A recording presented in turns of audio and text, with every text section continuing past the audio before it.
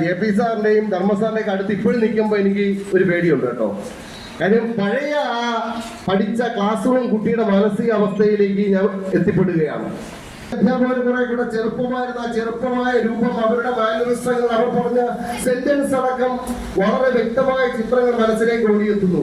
അതൊരു സുഖമുള്ള ഓർമ്മകൾ സമ്മാനിച്ച ഒരു സ്ഥലമാണ്.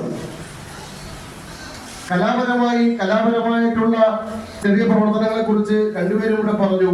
കലാപരമായി എനിക്ക് വലിയ പ്രോത്സാഹനം നൽകിയിട്ടുള്ള അധ്യാപകരും സ്ഥാപനവുമാണിത്. നിങ്ങളിവിടെ പഠിക്കുമ്പോൾ നിങ്ങൾക്കത് മനസ്സിലാവും. ഒന്ന് ചുറ്റിക്കറങ്ങി കാണട്ടെ എന്ന് ചോദിച്ചു. ഗൃഹാതുരത്വം അയവറക്കാൻ വേണ്ടിയിട്ട് അതിന്റെ അസുഖം എനിക്ക് കുറച്ചുള്ളൂ. അപ്പൊ ഞാനിങ്ങനെ ഒരുപാട് വർഷമായി ഇവിടെ വന്നിട്ട് കറങ്ങി ഇങ്ങനെ കണ്ടു. അപ്പോഴ് താഴത്തെ ഹാളിൽ അന്ന് ചുടുകട്ട വെച്ചിട്ടാണ് അത് കെട്ടിയിരിക്കുന്നത്. അന്നുള്ളതിലെ വലിയ ഹാളാണ്.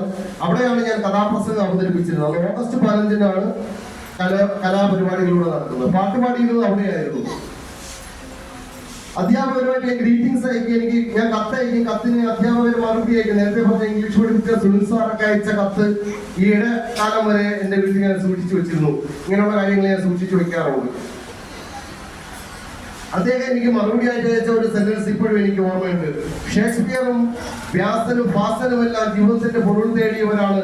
ജീവിതത്തിന്റെ തിരക്കിൽ അലിഞ്ഞു തീരുന്ന ബന്ധുക്കളാണ് നമ്മളെല്ലാം എന്ന് പറഞ്ഞ ആ ക്യാച്ചിങ് സെന്റൻസ് എനിക്ക് ഇപ്പോഴും ഓർമ്മയുണ്ട്. അത്തരത്തിലുള്ള ആത്മബന്ധം ഇവിടുത്തെ അധ്യാപകരുമായിട്ട് ഞാൻ കാത്തു സൂക്ഷിച്ചിരുന്നു. JP സാറിനെ കുറിച്ച് പറയുകയാണെങ്കിൽ, സരൺ സാറിനെ കുറിച്ച്, JP സാറിനെ കുറിച്ച് അന്നിവിടെ പഠിപ്പിച്ച അധ്യാപകർ ഒരുപാട് പറയാനുണ്ട്. സമയം നമുക്കില്ല. എങ്കിൽ പോലും അത് പറയാതിരുന്നു കഴിഞ്ഞാൽ